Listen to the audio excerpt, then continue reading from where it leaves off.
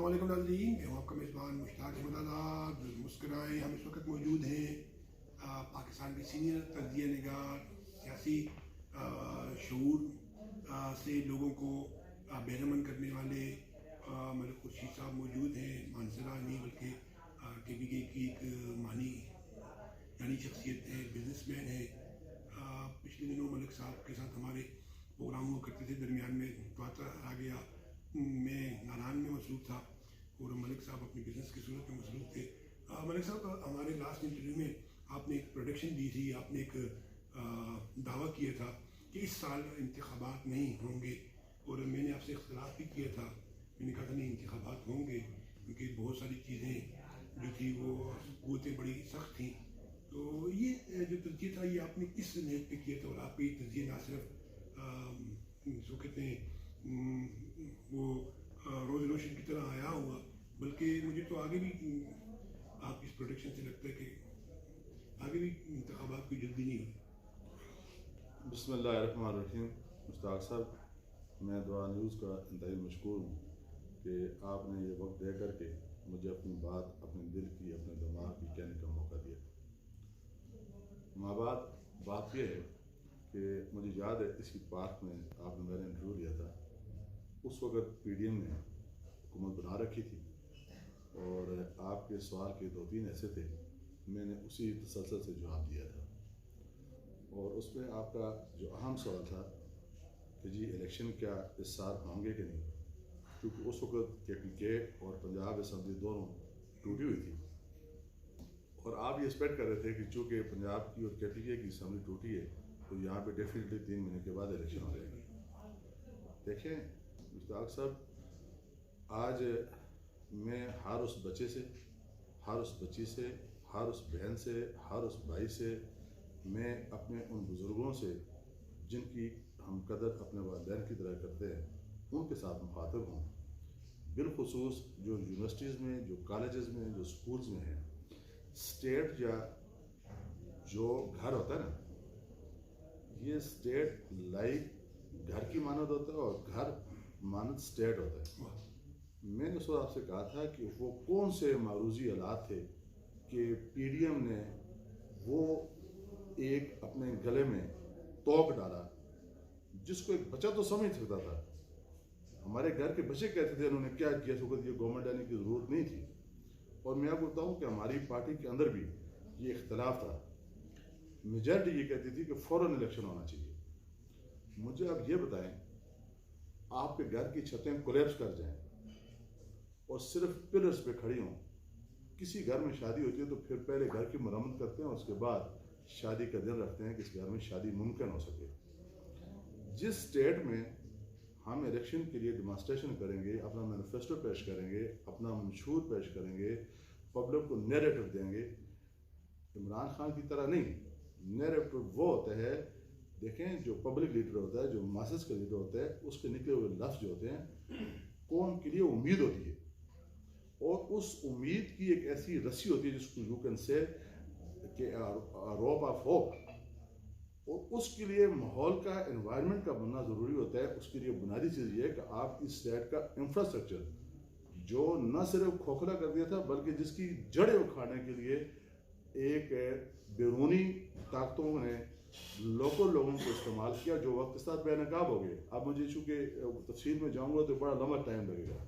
मैं ये कह रहा हूँ कि ये स्टेट ला इलाहा इल्लल्लाह मुहम्मद रसूलुल्लाह के नाम पे बनी है।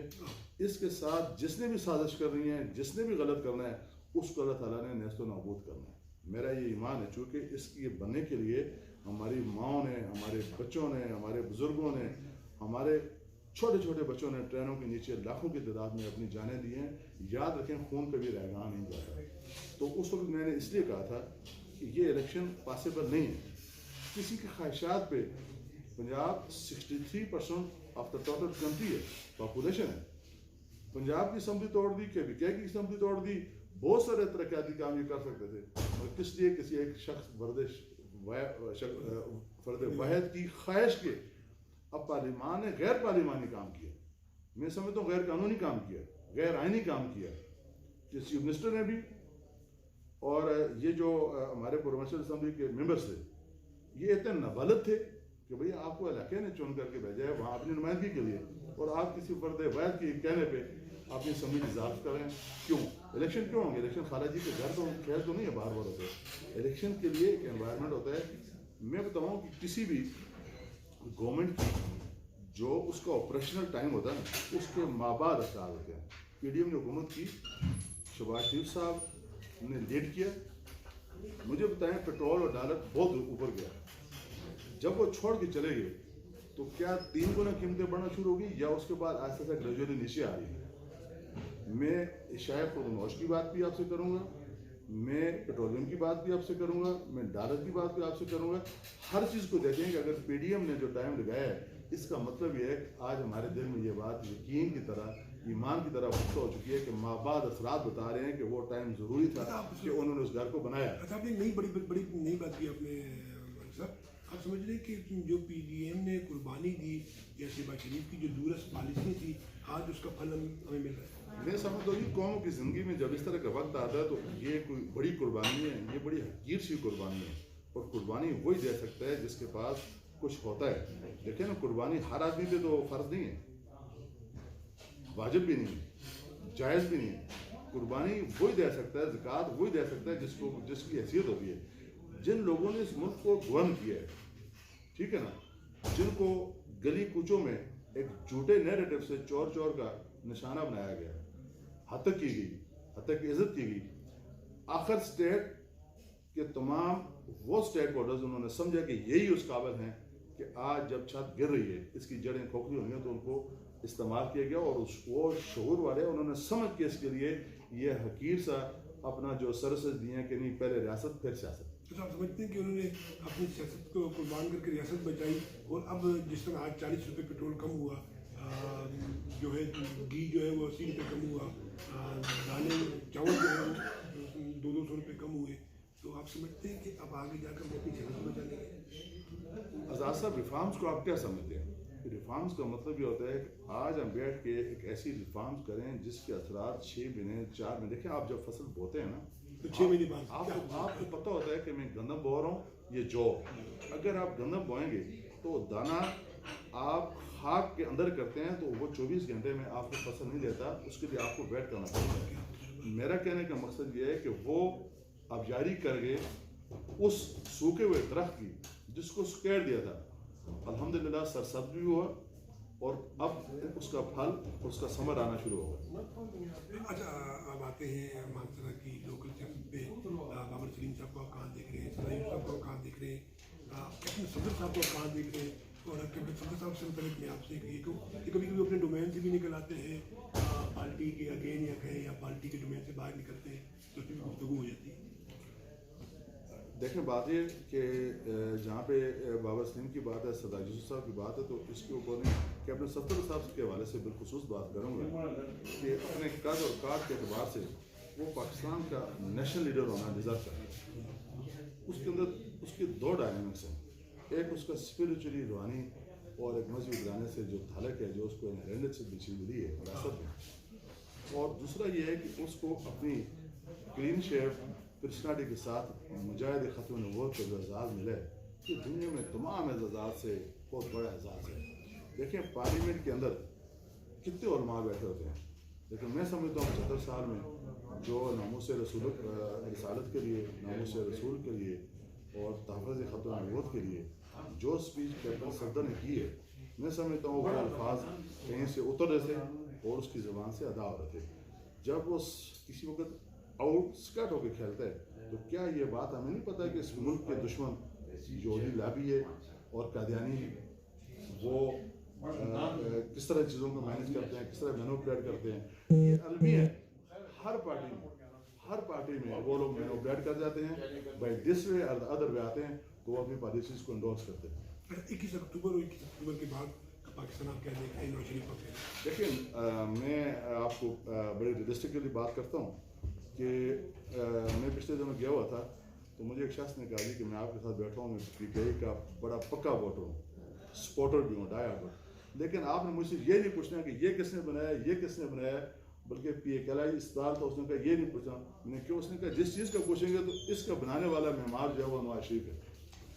تو میں اس بات سے شرمندہ ہو جاؤں گا کہ ہر چیز کا بنانے والا میں سمجھتا ہوں کہ مسلم امہ کا ہے۔ مجھے وہ وقت یاد آتا ہے جب میاں صاحب تل ابیب کی طرف جا رہے تھے تو میزائلوں کے درمیان سے گزر کے جب کویت کی ایران و عراق کی جنگ تھی، وہ اس وقت آپ کے پاس محترمہ کے بعد ایک واحد نیشنل لیڈر رہ چکا ہے جس کا قد کاٹ ایسا ہے کہ قوم اس کو ٹرسٹ بھی کر سکتی ہے اور قوم کو وہ بھی دے سکتا ہے۔ اور انٹرنیشنل ممالک میں سے جو آپ کے برادر ممالک ہیں، جو آپ کا ساتھی ممالک ہیں، چائنا ہے، قطر ہے، سعودی عربیہ ہے، UAE ہے، ترکی ہے، جو آپ کے ساتھ ہیں، یہ اس شخص کے اوپر اعتبار کریں گے جو ایگزیکیوٹ کرے گا چیزوں کو۔ جو ایگزیکیوٹ نہیں کر سکتا اس کے اوپر اعتبار نہیں کریں گے۔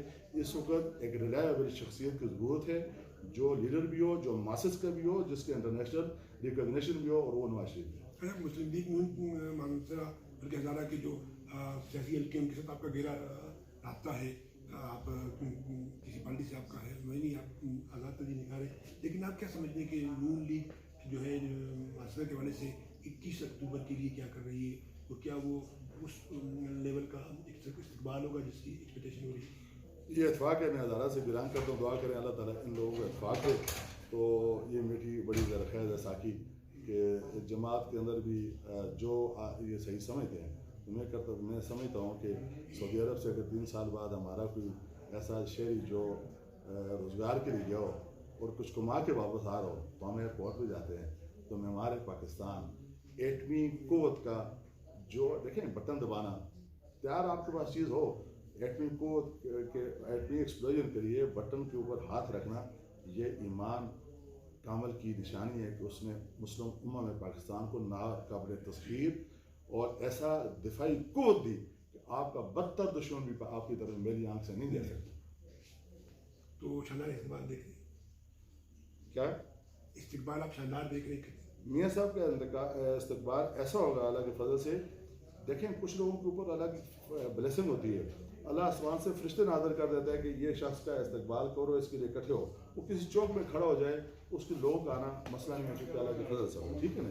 بہت شکریہ جی، پروگرام کو لائک کیجیے گا، شیئر کیجیے گا، کمنٹس میں ملک صاحب کے چاہنے والے اور اچھی سیاست اور اچھے پاکستان اپنی موجودگی کے ساتھ ضرور کیجیے گا، مسکرائیے ملک صاحب۔